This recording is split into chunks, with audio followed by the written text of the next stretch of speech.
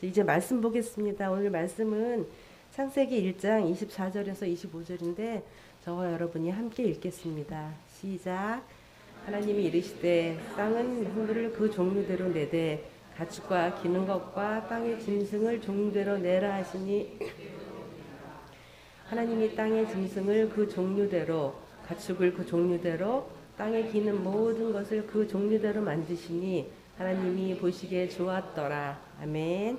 차경동 목사님께서 체험과 돌봄의 하나님이라는 제목으로 말씀 전하시겠습니다.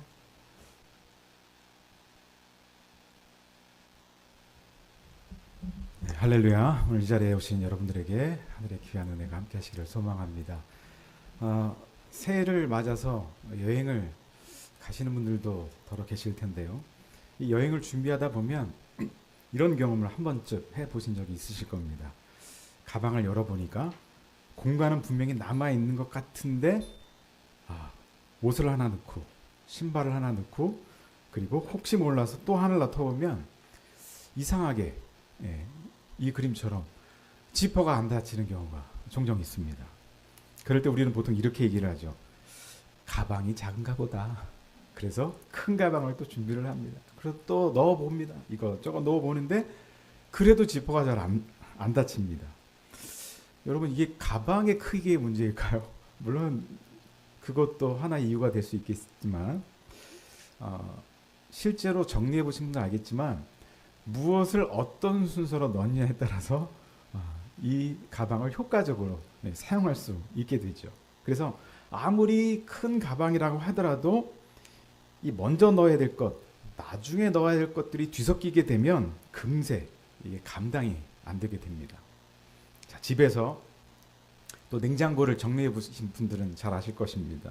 냉장고가 꽉 차 있어도 왠지 먹을 게 없는 경우가 있죠. 왜 그럴까요? 계속 정리 없이 채우기만 해서 그렇습니다. 그래서 정리되기 전, 정리되기 후 이 그림이 있는데 공감이 가시죠? 냉동실에 여전히 10년째 자리를 차지하고 있는 그러한 물건들도 있고요. 자, 유통기한이 지난 음식, 비슷한 재료, 언젠가 먹겠다고 넣어둔 것들이 자리를 차지하고 있으면 정작 필요한 것은 들어갈 공간이 없습니다. 그래서 냉장고를 제대로 채우려면 먼저 해야 될 게 있습니다. 그게 무엇일까요? 비우고 다시 정리를 해야 됩니다. 사랑하는 성도 여러분, 하나님도 우리의 삶을 그렇게 다루고 계십니다. 새해 삶도 그렇지 않겠습니까? 문제는 시간이 부족한 게 아니라 그 시간을 무엇으로 채우고 있느냐라고 하는 것입니다. 새해가 시작되면 우리는 본능처럼 계획표를 꺼내듭니다. 아주 빽빽하게 그 계획표에 야심차게 많은 일들이 거기에 스케줄링 되어 있죠. 올해는 더 열심히 살아야지, 시간을 더 알차게 써야지, 부족한 부분들은 반드시 채워야지. 그래서 우리는 새해를 더 채워야 할 시간으로 생각을 합니다. 일정은 빽빽해졌고요. 목표는 늘어났고요. 해야 할 일의 목록은 점점 길어집니다. 근데 이상하게도 그렇게 많은 것을 채웠는데도 마음 한편은 왠지 허전함을 금할 수가 없습니다. 바쁘게 살았는데 만족도 없고요. 애썼지만 평안은 남지 않는 이유가 무엇일까요? 곰곰이 생각해 보면 새해의 다짐은 결국 하나의 질문으로 모아집니다. 나는 이 시간을 무엇으로 채우며 살고 있는가? 내 삶의 빈자리를 무엇으로 채울 것인가? 성경은 이 질문에 대해서 아주 분명한 대답을 제시하시죠. 창세기는 우리에게 말합니다. 이 세상과 인생은 하나님이 아니면 채울 수 없는 세계다라고 말하고 있습니다. 자, 창조의 첫 4월 동안 하나님께서는 하늘과 바다와 땅이라는 공간, 다시 말해서 자리를 만드셨습니다.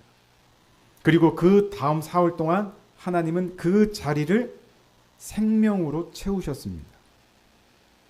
해와 달과 별, 그리고 물고기와 새로 땅의 생명들을 채우셨습니다.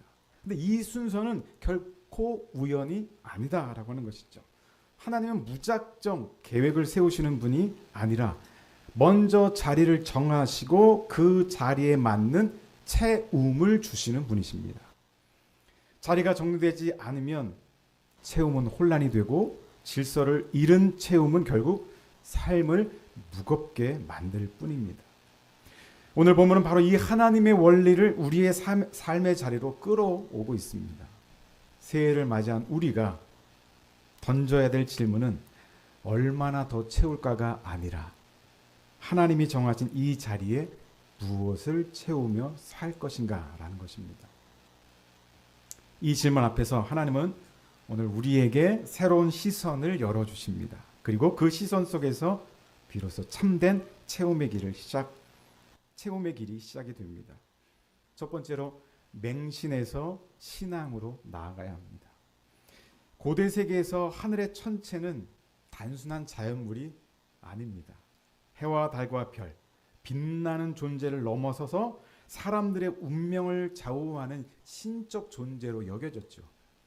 별의 움직임에 따라 전쟁의 승패를 점치고 달의 주기에 맞추어서 농사를 짓고 그래서 흉년과 풍년을 예측했습니다. 그래서 무엇이 발달됐습니까? 점성술이라는 게 발달했죠. 사람들은 하늘을 바라보며 자신의 미래를 또 해석하려고 했습니다. 그러나 창세기는 이 세계관을 정면으로 부정합니다. 성경은 해와 달과 별을 한 번도 신이라고 부르지 않았습니다. 오히려 아주 의도적으로 이렇게 말을 하고 있죠. 그들은 신이 아니라 피조물이며 예배의 대상이 아니라 하나님의 명령 아래 놓인 사물에 불과하다라고 말이죠. 창세기의 이 선언은 단순한 창조 설명이 아니라 그것은 우상 숭배에 대한 신학적 단절 선언입니다. 이 메시지는 우리에게도 매우 날카롭게 다가옵니다. 왜냐하면 시대는 바뀌었지만 사람들의 섬기는 대상이 여전히 피조물이기 때문에 그렇습니다. 오늘 우리는 밤하늘을 바라보지 않습니다. 대신 스마트폰 화면을 들여다봅니다. 별 대신 그래프를 보고요. 운명 대신 통계를 봅니다. 매출 그래프가 올라가면 마음이 놓이고 성적 그래프가 내려가면 하루가 무너집니다. 지표가 좋으면 안심하고 숫자가 나쁘면 불안해집니다. 물론 통계와 데이터는 중요합니다. 문제는 그것이 참고 자료가 아니라 마음의 기준이 될 때 그렇습니다. 고대의 점성술은 별이 이렇게 움직이니 네 인생도 이렇게 될 것이다 라고 말했습니다. 오늘의 통계 맹신은 숫자가 이러하니 내 인생은 이만큼이다 라고 말합니다. 어떻습니까? 형식은 달라졌지만 본질은 같죠. 별이 인생을 결정하던 시대에서 그래프가 인생을 판단하는 시대로 바뀌었을 뿐입니다. 그래서 창세기는 오늘도 우리에게 묻습니다. 너는 지금 무엇을 보고 살아가고 있느냐? 문제는 소유가 아니라 의미입니다. 돈이 문제가 아니라 돈에게 신적 의미를 부여하는 순간 문제가 시작됩니다. 성과가 문제인 것이 아니라 성과가 내 존재 자체를 결정하는 기준이 될 때 그것이 이미 우상이 되어버립니다. 그래서 창세기는 분명히 말합니다. 피조물의 신적 의미를 부여하는 순간 인생은 흔들리기 시작한다고 말이죠. 왜냐하면 피조물은 우리의 인생을 떠받치도록 창조된 존재가 아니기 때문입니다. 피조물은 섬기도록 주어진 것이지 의지하도록 주어진 것이 아닙니다. 신앙은 무엇을 더 소유하느냐의 문제가 아니라 무엇을 가장 궁극적인 자리에 올려놓는 것이냐라는 문제인 것이죠. 두 번째로 경탄에서 경외로 나아가야 합니다. 본문은 하늘과 바다와 땅이 어떻게 채워졌는지를 우리 앞에 펼쳐 보여주고 있습니다. 하늘에는 새와 별들이 가득하고 바다에는 헤아릴 수 없는 물고기들이 움직이며 땅에는 짐승과 각종 생물들이 살아갑니다. 창조세계는 단조롭지 않습니다. 오히려 놀라울 만큼 풍성하고 복잡하고 다양하죠. 우리는 이 장면 앞에서 자연스럽게 경탄을 합니다. 현재 알려진 어류만 해도 3만 종이 넘는다고 하죠. 제가 아는 어류만 해도 한 글쎄요 10가지 20가지 정도밖에 안 되는 것 같은데 3만 종이나 된다고 하고요. 조류와 파충류는 각각 1만 종을 훌쩍 넘는다고 합니다. 포유류 역시 6천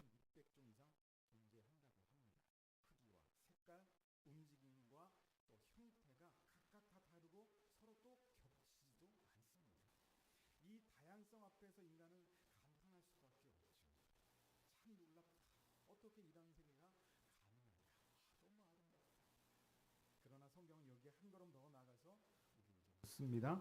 그 놀라움의 근원은 어디에 있는가? 성경은 분명히 말하죠. 이 모든 다양성은 우연의 산물이 아니라 하나님의 명령의 결과라고요. 본문은 반복해서 선언합니다. 하나님이 이르시되 생명이 존재하게 된 이유는 인간이 발견했기 때문이 아니라 하나님이 말씀하셨기 때문에 그렇습니다. 존재는 진화의 우연 이전에 말씀의 순종으로 시작이 됩니다. 각 생명은 자기 뜻대로 존재하지 않았습니다. 새는 하늘의 자리를, 물고기는 바다의 자리를, 짐승은 땅의 자리를 명령받았습니다. 그 자리를 넘지 않았기에 혼란이 없었고 명령에 순종했기에 조화가 있었습니다. 창조세계의 아름다움은 다양성 자체에 있는 것이 아니라 말씀에 질서 있게 응답한 다양성에 있습니다. 그래서 우리의 반응은 단순한 감탄으로 끝나는 것이 아니죠. 경탄은 시선을 멈추게 하지만 경외는 무릎을 꿇게 합니다. 경탄은 와 대단하다라고 끝나지만 경외는 오 하나님이시여 또 이어지게 되는 것입니다. 하나님의 명령이 없었다면 존재하지 않았을 생명들, 하나님의 말씀이 아니었다면 시작조차 할 수 없었던 세계 앞에서 우리는 감상의 자리에 머물 수 없습니다. 우리는 예배의 자리로 나아가야 합니다. 사랑하는 성도 여러분, 자연을 보며 감탄하는 것은 믿음의 시작일 수는 있지만 믿음의 완성은 아닙니다. 믿음의 완성은 그 경탄을 말씀하신 하나님께 돌려드릴 때, 그리고 그분 앞에 삶을 내려놓을 때 시작이 됩니다. 창조의 다양성은 우리를 감탄하기 위해서 존재하는 것이 아니라 말씀의 권위 앞에 겸손히 엎드리기 위해 존재합니다.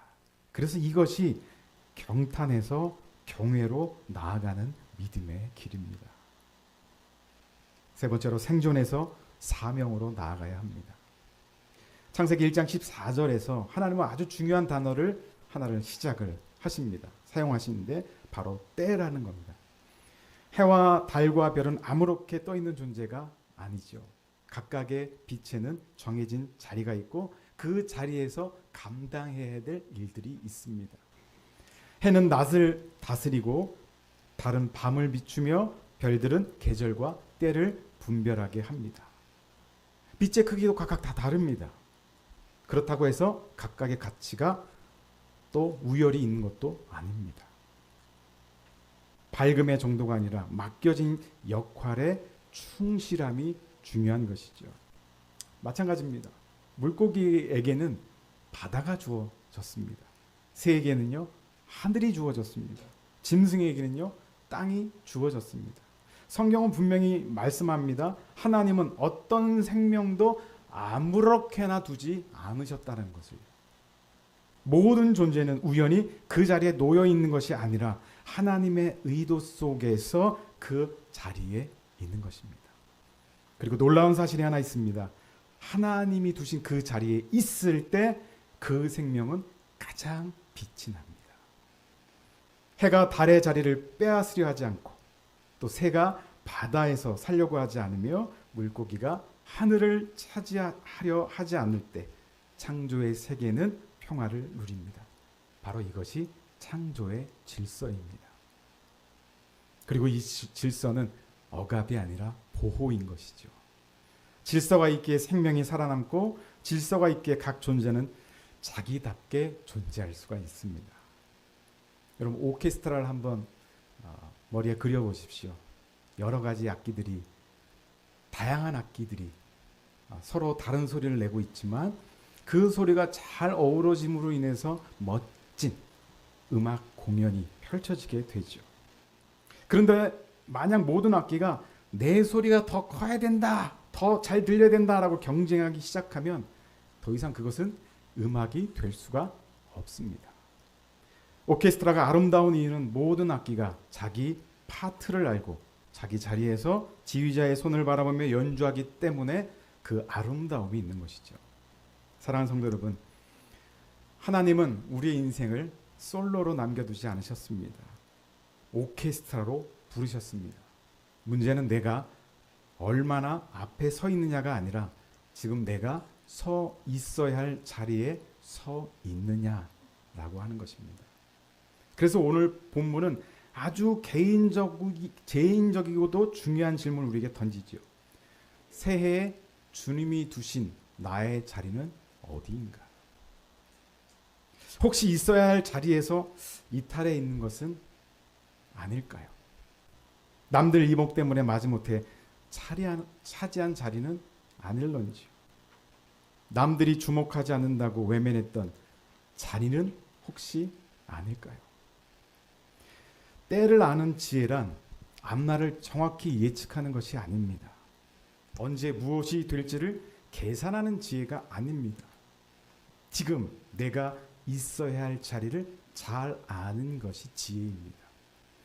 하나님이 정하신 자리에서 하나님이 맡기신 역할을 살아낼 때 그 인생은 단순히 버텨내는 생존의 인생이 아니라 하나님 나라를 드러내는 사명의 인생이 되는 것입니다. 사랑하는 성도 여러분, 새해를 살아가며 더 높아지려고 애쓰지 않아도 됩니다. 다만 분명히 해야 할 것이 하나 있습니다. 나는 지금 하나님이 두신 그 자리에 서 있는가라는 질문입니다. 그 질문에 순종으로 서는 순간 우리의 인생은 가장 빛나기 시작할 것입니다. 마지막입니다. 체험은 순종에서 시작이 됩니다. 사랑하는 성도 여러분, 하나님이 말씀으로 세상을 창조하셨을 때 그 말씀의 권능은 피조물의 순종과 조화를 통해서 하나님께서 어떻게 그것을 말씀하셨죠? 보시기에 심히 좋았다라는 결론으로 말씀해 주셨습니다. 그렇게 이루어진 것입니다.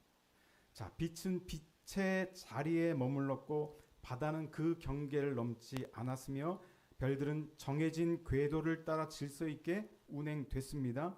그곳에는 혼란이 아니라 질서가 있었죠. 충돌이 아니라 조화가 있었습니다. 자기 과시가 아니라 각각의 사명이 있었습니다.